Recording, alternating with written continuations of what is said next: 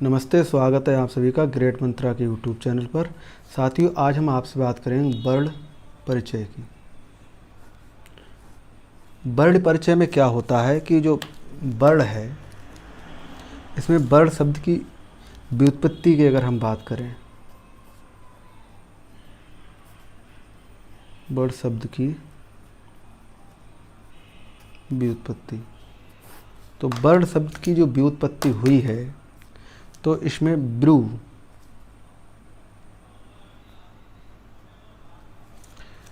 और न और ना का जो है लोप हो जाता है।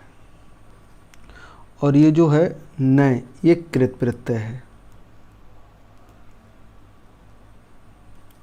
और ये जो ब्रू है ये हमारी धातु है। तो इस प्रकार ये जो बिरा है, इसमें जो वर्ण करने का अर्थ होता है या चयन करना।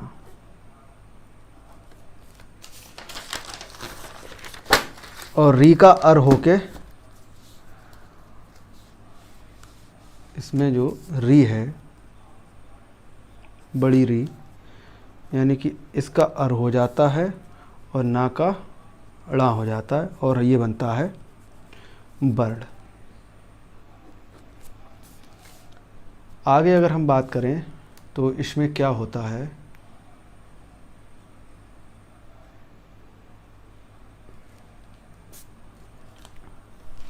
वर्ण का जो शाब्दिक अर्थ है वह क्या होता है। वर्ण का शाब्दिक अर्थ, वर्ण का शाब्दिक अर्थ होता है वर्ण या चयन करना। और वर्ण शब्द की प्रकृति कैसी है? वर्ण शब्द की, तो वर्ण शब्द की प्रकृति है न जो प्रत्यय है, प्रत्ययांत, अकारांत, पुल्लिंग, अकारांत, पुल्लिंग। और हम बात करें वर्ण की, तो वर्ण का जो अर्थ होता है वह होता है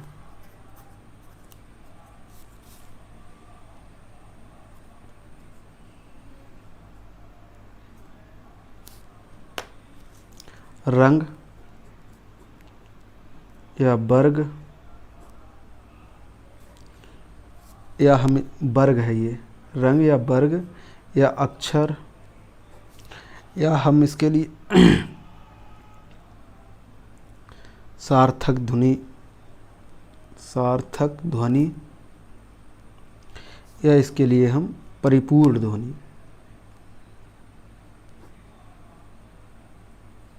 कहते हैं। इसका एक अर्थ और होता है, जैसे ब्राह्मण, वर्ण माने होता है ब्राह्मण, क्षत्रिय, वैश्य और शूद्र। इनके ये भी अर्थ हो सकते हैं।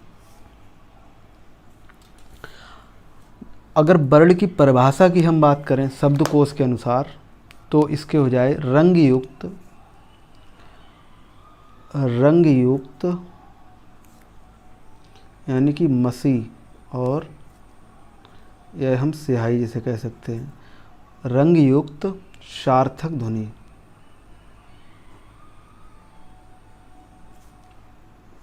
किसके अनुसार है ये सार्थक ध्वनि? वर्ण है, ये है शब्दकोशानुसार।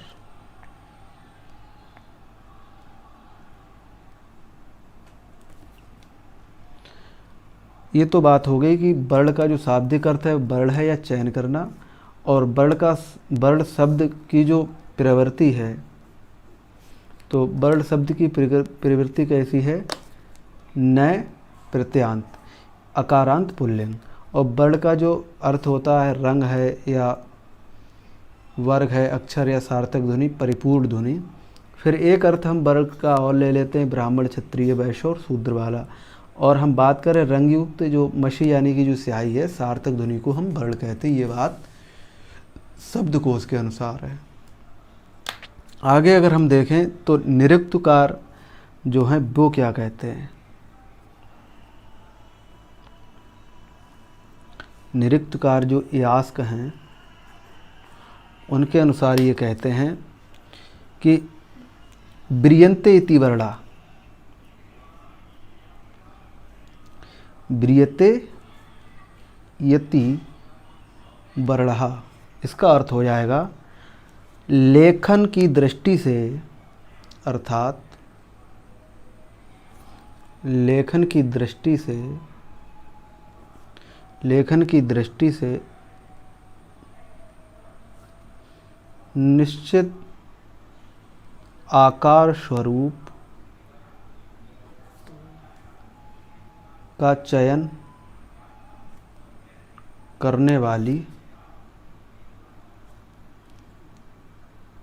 सार्थक ध्वनि एवं परिपूर्ण ध्वनि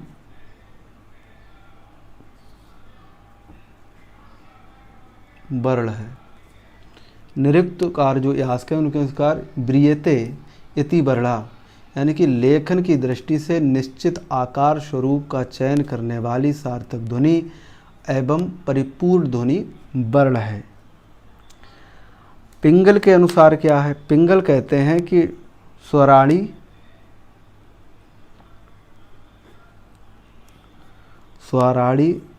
स्वरयुक्त व्यंजनानि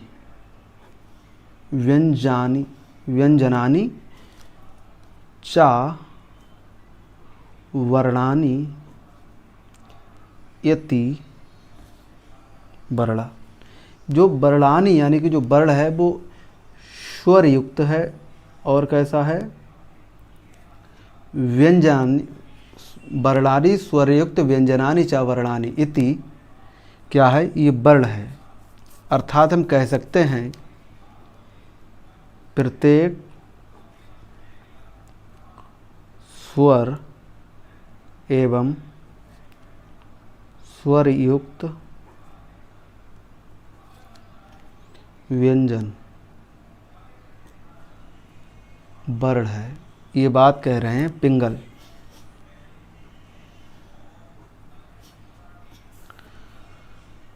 अब थोड़ी बात और कर लेते हैं हम आपसे, जब वर्ण का ही यहाँ पर वो चल रहा है सिलसिला। तो इसमें सबसे पहले जो हम देखेंगे वह है कि जैसे आ है, ई, ऊ, री और लिरी। फिर आ, ई,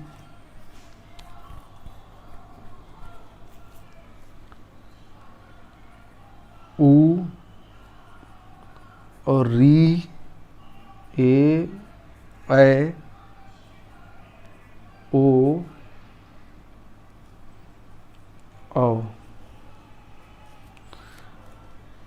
फिर है कासे और मातक और या, बा, रा, ला, शा, सा और हा। फिर सा, शा, सा और हा। फिर है हमारा या, वा, रा, ला। फिर हो जाएगा हमारा त्रा, छा, शिरा और ध्या। कू, चू, टू, तू, पू। इसमें ये क्या चीज़ है, ये तो पिंगल के अनुसार हो गई। तो ये जो चीज़ है ये मूल या हिरस्य स्वर हैं। मूल या इन्हें हम हिरस्य स्वर कहेंगे। इनकी संख्या है 5 और ये है 3 और 3 6 2 8। ये दीर्घ, या हम इनके लिए दीर्घ स्वर वर्ण कहेंगे। इनकी संख्या 8। फिर ये जो का से मा तक ये जो 25 हैं, इनके लिए हम स्पर्श वर्गीय या हम कादाया वर्ण कहते हैं। फिर ये जो 2, 4, 6, 8 हैं, ये अवर्णीय हैं, या हम इनके लिए यादया वर्ण भी कहते हैं। फिर ये जो हमारे सा और ये जो 4 बचे हैं, ये ऊष्म वर्ण हैं, इनकी संख्या 4 है। और याबाराला है, ये अंतस्थ हैं, इनकी संख्या 4 है। और ये जो संयुक्त हैं,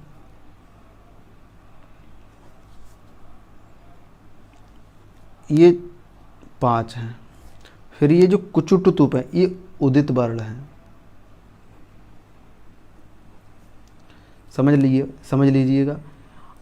आ, ई, ऊ और ये जो री और ली, ये मूल स्वर हैं, इनकी संख्या 5 है।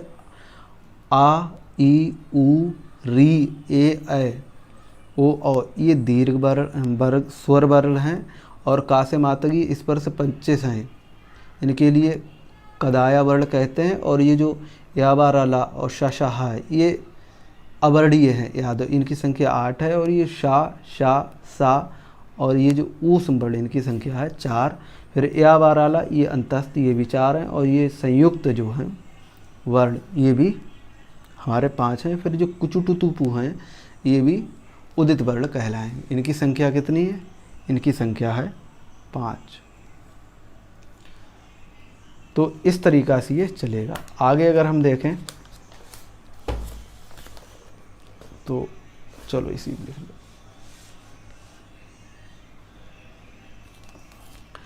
अब बात कर लें हम अक्षर की।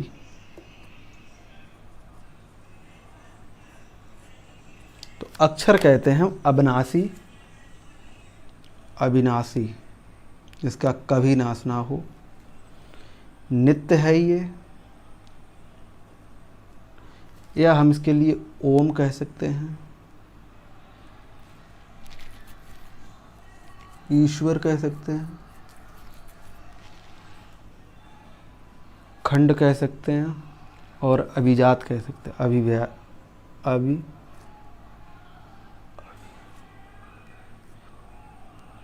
अविभाजित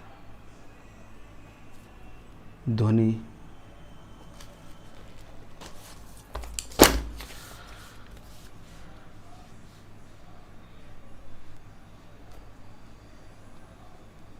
आगे अगर हम देखें तो अक्षर की परिभाषा।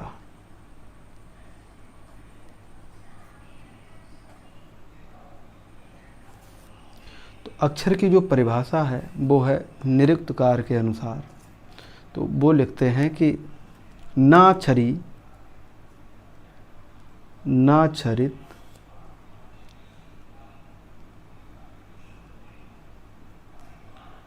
छियते वा इति अक्षरा। ना छरत छियते वा इति अक्षरा, अर्थात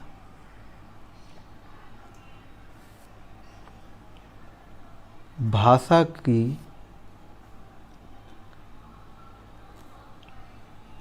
अविभाजित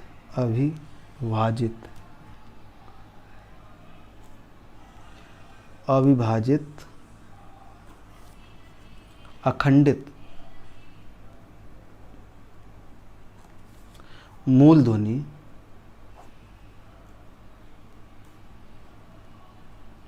अक्षर है।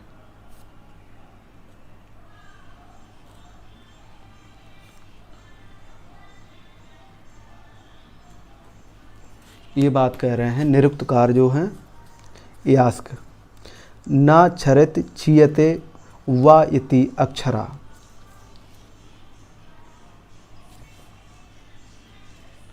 फिर अगर हम आगे बात करें तो वर्ण और अक्षर होता क्या है। तो जो वर्ण है और है अक्षर, परिपूर्ण एवं सार्थक ध्वनि जो है वर्ण है, और अक्षर अखंडित अविभाजित मूल जो ध्वनि है वो अक्षर है। वर्ण क्या है? परिपूर्ण और जो सार्थक ध्वनि है, और अक्षर अखंडित अविभाजित जो मूल ध्वनि है। ये इसमें डिफरेंस है। तो जो स्वर है, स्वर या हम कहें स्वर युक्त व्यंजन, तो वो हमारा वर्ण कहलाएगा। और जो मूल है या मूल व्यंजन, वो हमारा अक्षर कहलाएगा। इस तरीका से ये हो जाएगा।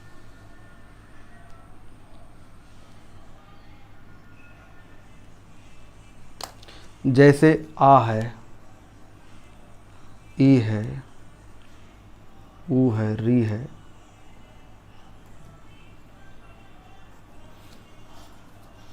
का से मा तक है, फिर जो है या, व, रा और ला है, फिर शा, सा और हा है। तो इसमें क्या होता है? ये तो हमारे हो जाएंगे मूल स्वर, और ये हैं, ये हमारे हो जाएंगे स्पर्शी अक्षर, और ये जो या वाला है ये हो जाएंगे अंतस्थ अक्षर, और ये जो है ये हो जाएंगे ऊष्म अक्षर। अब जो मात्रा की बात आती है, तो मात्रा क्या है?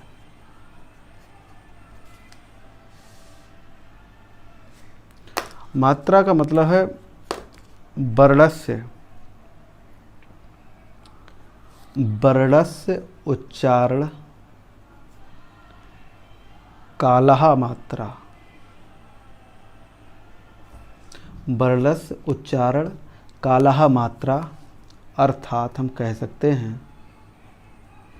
कि वर्ण के उच्चारण में प्रयुक्त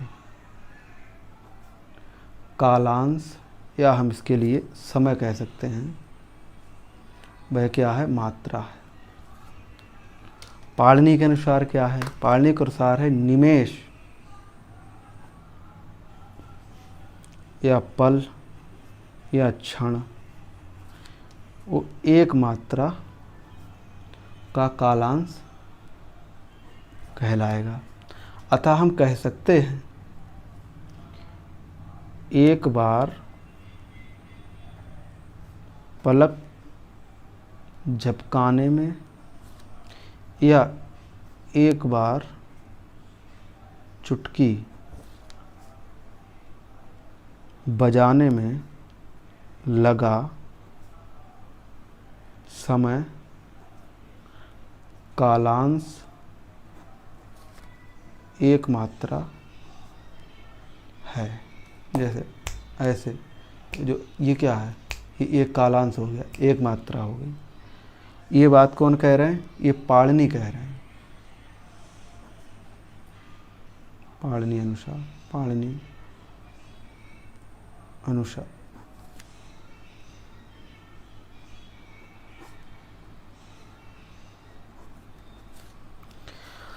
ये तो बात ये हो गई।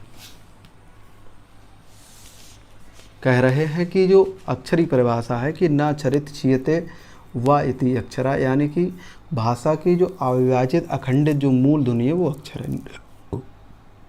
निरुक्त कह रहे हैं ये बात। वर्ण क्या है? परिपूर्ण एवं सार्थक जो ध्वनि वो वर्ण है, और स्वर या संयुक्त जो व्यंजन है वो वर्ण है। स्वर युक्त जो व्यंजन, सॉरी,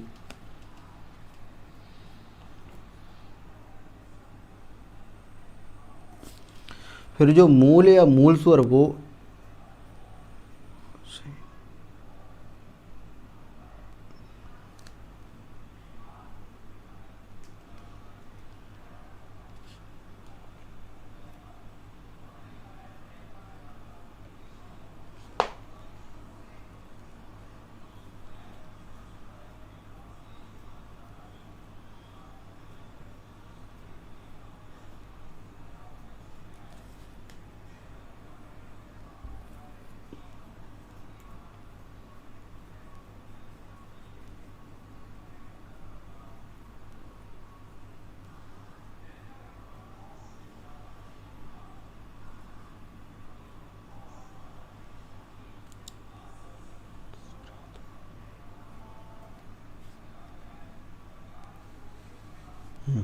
सही। परिपूर्ण एवं सार्थक ध्वनि, या हम इसके लिए कह सकते हैं कि स्वर या स्वर युक्त जो व्यंजन है वो वर्ण है। अक्षर अखंडित या अविभाजित जो मूल ध्वनि है, या मूल व्यंजन जो वो अक्षर है। इसमें क्या होता है फिर आ ई ऊ और जो री है ये मूल स्वर हो जाएंगे, का से मा तक ये जो स्पर्शीय अक्षर हो जाएंगे, और या से वा और रा तक ये अंतस्थ अक्षर हो जाएंगे। शा और सा और हा ये ऊष्म अक्षर हो जाएंगे। फिर मात्रा की बात करें तो यास्क जो है, जो मात्रा है उसमें ये कहा गया है कि वर्णस्य उच्चारण काला मात्रा, अर्थात वर्ण के उच्चारण में प्रयुक्त कालांश या समय को मात्रा कहते हैं। जैसे निमेष, पल, क्षण एक मात्रा कालांश के बराबर होता है। अतः एक बार पलक झपकाने या एक बार चुटकी बजाने में लगा समय कालांश मात्रा है। ये पाणिनि अनुसार ये बात होगी। फिर हम अगर बात करें आगे कि जो एक मात्रक या ह्रस्व स्वर,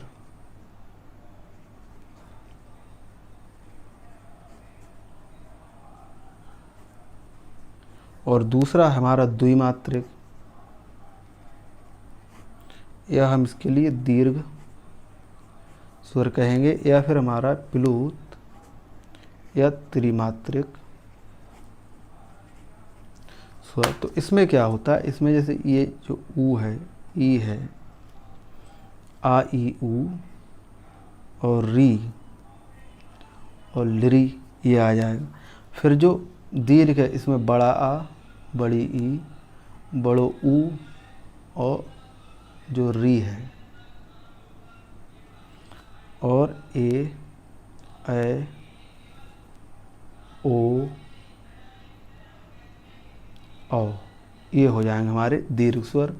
फिर ये जो है इसमें हो जाएगा आ की 3 मात्रा, ई की 3 मात्रा, ऊ की 3 मात्रा, री की 3 मात्रा,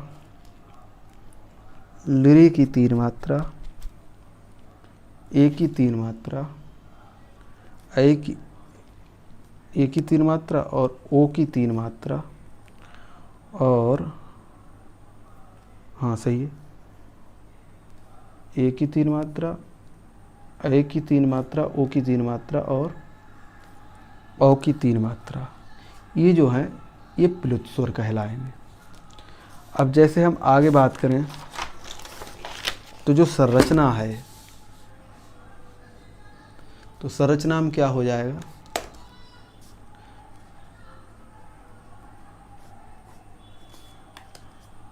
जैसे ये आ लिखा है, बड़ी ई लिखी है, बड़ो ऊ लिखा है और ये री लिखी है। तो इसमें एक आ और एक आ ये बड़ा आ हो गया, और छोटी इसमें ऊ प्लस ऊ और इसमें री प्लस री। ये समझ लो ज़रा, ये जो है ये री है, और इस तरीक़ा से जब एक और इसमें लग जाए तो ये दीर्घ ही हो जाती। ये चीज़ समझने जैसी है आपके लिए। तो ये सवर्ण दीर्घ कहलाएंगे, सवर्ण दीर्घ। फिर जैसे आता है कि जो ए है, ओ है, ऐ है और औ है। इसमें क्या होता है, ये जो आ और ई जब मिलते हैं तो ऐ बनाते हैं, आ और ऊ जब मिलते हैं तो ये ओ बनाते हैं, और आ प्लस ए मिलके ऐ बनाते हैं, और आ प्लस ओ मिलके औ बनाते हैं। अब ये जो कहलाएंगे ये हमारे कहलाएंगे संधि स्वर। ये इस तरीक़ा से ये चलेगा। आगे अगर हम बात करें आपसे तो इसमें क्या हो जाएगा, जैसे जो आ, ई, ऊ और ये जो री है तो ये सवर्ण हैं, या सजातीय इन्हें कह सकते हैं, यानी कि जो एक ही जाति के हैं। जैसे आ है तो आ का बड़ा आ हो जाएगा। ई है तो ई की बड़ी ई हो जाएगी। और जो ऊ है तो ऊ का बड़ा ऊ हो जाएगा।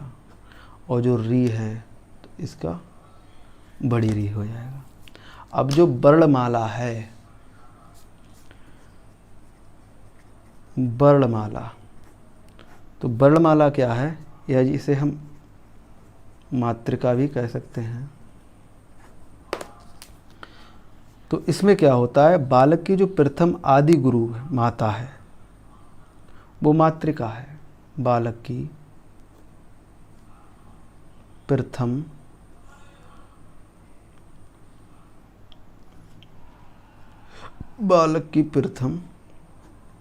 या आदि गुरु माता। और जो वर्णमाला का जो भावार्थ है,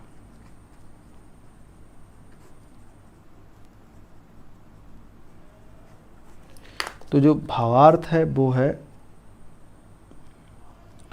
वर्णों का उच्चारण स्थान आश्रित क्रमबद्ध एवं सुव्यवस्थित समूह भारत भूमि पर प्रचलित पंचविधि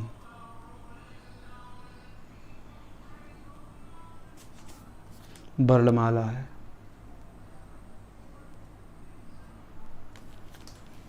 वर्णमाला या मातृका जो है बालक की प्रथम या आदि गुरु माता है। और जो वर्णमाला का भावार्थ है वो वर्णों का उच्चारण स्थान या आश्रित क्रमबद्ध एवं सुव्यवस्थित जो समूह है उसके लिए हम भारत की भूमि पर प्रचलित जो पंचविधि है उसके लिए हम वर्णमाला कहते हैं।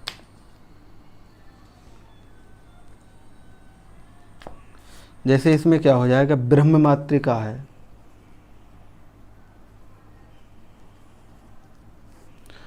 और ये जो रुद्र मातृका है, और फिर जो हमारी अन्य है। तो इसमें तीन चीज़ें, जैसे वैदिक जो व्याकरण है उसके आधार पर ये ब्रह्म मातृका के आधार पर। फिर जो रुद्र मातृका है इसमें जो लौकिक व्याकरण का आधार है।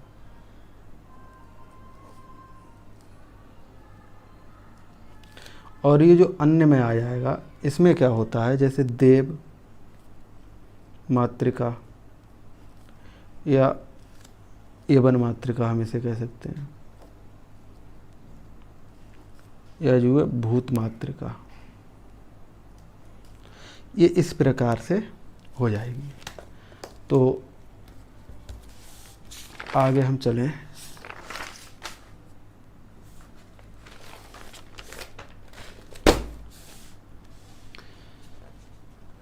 हम बात कर रहे हैं वर्ण परिचय। तो जो वर्ण की जो व्युत्पत्ति है वो ब्रू धातु से, और जो नए प्रत्यय है उसमें ना का लोप होके, और व्री वर्ण का अर्थ होता है चयन करना। फिर इसके बाद में जो है री का अर और ना का अड़ा होके वर्ण बनता है।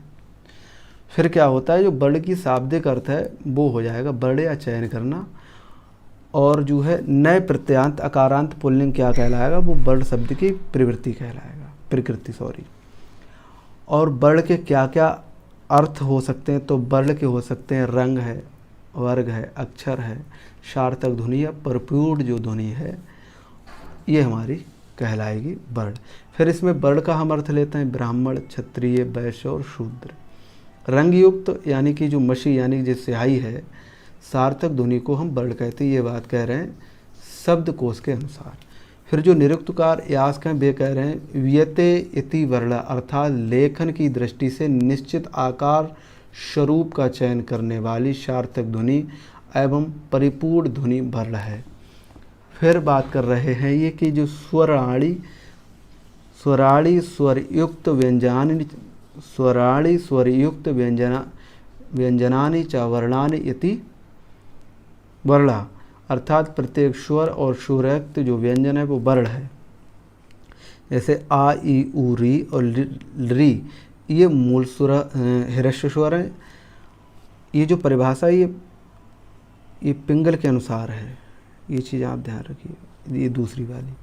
फिर ये जो आ ई उ और री ए ओ अंग औ तक ये जो दीर्घ स्वर हैं इनकी संख्या 8 है। फिर जो हमारे का से मा तक इनकी संख्या 25 है, ये स्पर्शीय व्यंजन कहलाएं। और जो अवर्णीय व्यंजन या जो यादया जो वर्ण हैं वो हो जाएंगे या वा रा ला और शा और हा। फिर जो ऊष्म वर्ण हैं इनकी संख्या कितनी है? 4। ये कौन कौन है? सा और हा। फिर जो हमारे अंतस्थ जो वर्ण हैं वो कौन कौन से हैं? वो हैं या वा रा और ला। इनकी संख्या कितनी है? 4। और संयुक्त जो वर्ण हैं ये त्रा छा श्रा और ध्या, ये हमारे संयुक्त व्यंजन हैं। इसकी संख्या कितनी है? 5। और जो कुचुट तुपु हैं ये उदित वर्ण कहलाएंगे, इनकी संख्या 5 है। अब अक्षर क्या होता है? तो अक्षर है अविनाशी, नित्य, ओम, ईश्वर। और जो अखंड है, अखंड जो विभाजित ना होने वाली ध्वनि है वो अक्षर है। फिर हम आगे अगर बात करें अक्षर की परिभाषा की, तो ना छरित छियते वा इति अक्षरा, अर्थात भाषा की जो अविभाजित अखंडित जो मूल ध्वनि है वो अक्षर है। निरुक्तकार यास्क के अनुसार ये बात है। वर्ण क्या है? परिपूर्ण एवं सार्थक ध्वनि है। फिर जो अक्षर है अखंडित या अविभाजित मूल ध्वनि है। फिर स्वर की वर्ण की दूसरी परिभाषा है स्वर या स्वरयुक्त व्यंजन, और अक्षर की दूसरी परिभाषा है मूल या मूल व्यंजन। फिर इसमें आ ई उ री ये मूल स्वर हैं, और का से मा तक ये स्पर्शी व्यंजन है। या वा रा और ला ये अंतस्थ अक्षर हैं, और शा और सा और हा ये ऊष्म अक्षर हैं। और मात्रा की बात करें तो वर्णस्य उच्चारण से काला मात्रा, अर्थात वर्ण के उच्चारण में प्रयुक्त कालांश यानी जो समय है वो मात्रा है। निमेष, पल या क्षण ये एक मात्रा का कालांश कहलाता है। अतः हम कह सकते हैं कि एक बार पलक झपकाने में या एक बार चुटकी बजाने में जो समय लगता है वो एक मात्रा कहलाती है। ये बात पाणिनि के अनुसार है।